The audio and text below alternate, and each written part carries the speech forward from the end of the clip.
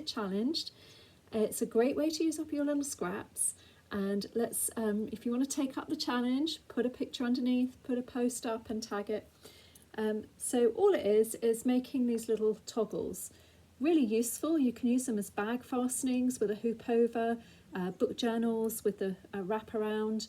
They look great on cardigans and knitwear. It doesn't have to be on leather, but they're just a really nice little thing. You can leave the tail on like this one, and then you can pop it through the back and knot it off, and then that can be the fastening, the way you attach it.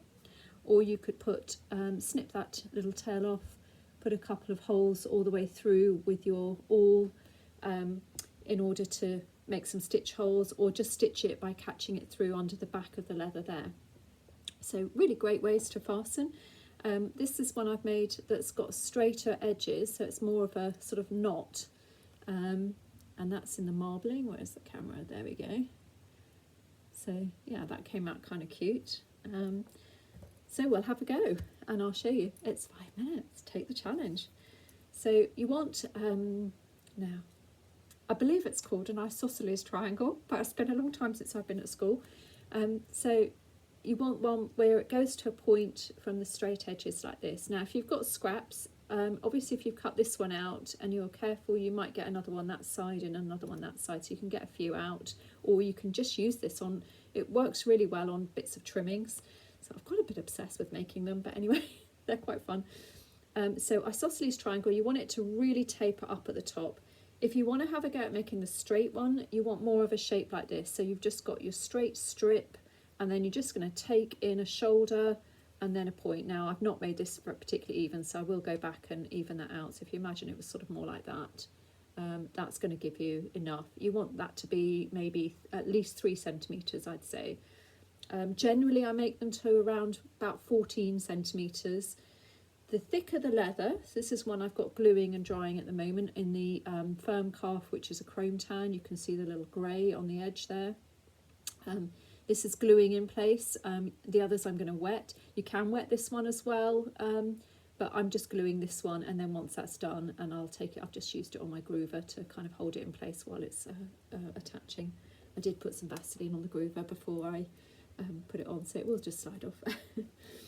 So we're just gonna, just to show you, we're gonna wet the leather.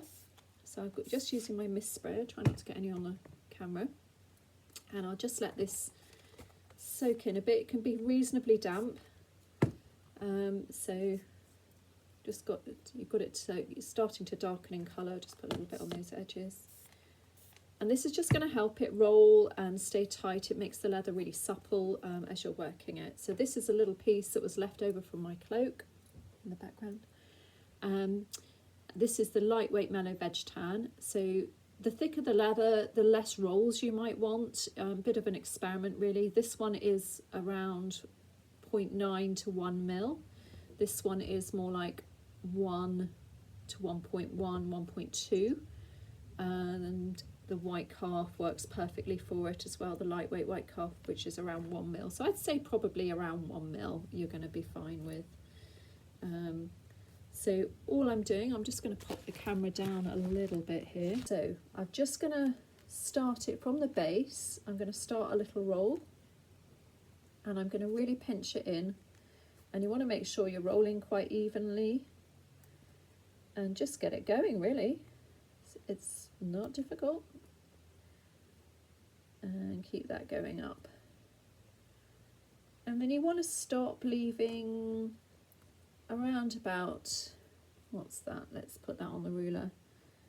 That's about 5 centimetres I've got left on there, because that's going to tuck and then pull through. But it's also about how long you've made it and how fat you want it to come out to. So, I mean, you could probably go one more actually. Let's go one more. So that's right to the tip, that's now 5 centimetres from there. Okay, so now we've got our kind of nice tight roll. Just check that you're happy with it before you do anything else. It looks kind of squared off and even. Let's just tuck that little corner in there. Oops. So you just need to keep hold of it at this point. So It's like a little mini croissant, isn't it? In fact, you could probably make it into croissants. That would be, if you wanted to, like, you know, I'm just thinking of Wolf Workshop and her insane bread bags and things. Go and check it out if you haven't already. Now I'm just going to pinch it to flatten it a bit. You can hit it with a hammer here as well. I just want this centre bit a little bit flatter before I punch my hole through. And again, I'm just trying to hold on to it. And then I've got my hole punch set to my largest hole here. And I have actually put, again, a little bit of Vaseline to just grease the punch earlier. You only need to probably do that once. And then you're just going to find the centre of the toggle, get it lined up and punch through. Now it may not go all the way through and you may have to wriggle it off very carefully not to untwist your punch. So it's almost gone through, but there's a little bit still sitting in there. So what I'm going to do is I'm just going to turn it around and go in from the other side. Now this will be a lot easier, but it just will punch out the hole. And I've got my awl handy, so I'm just going to poke out. Sometimes you get little bits of the circle stuck inside. So now I've got a nice neat hole, and I'm just going to feed through my tab and then give it a really, really tight pull through.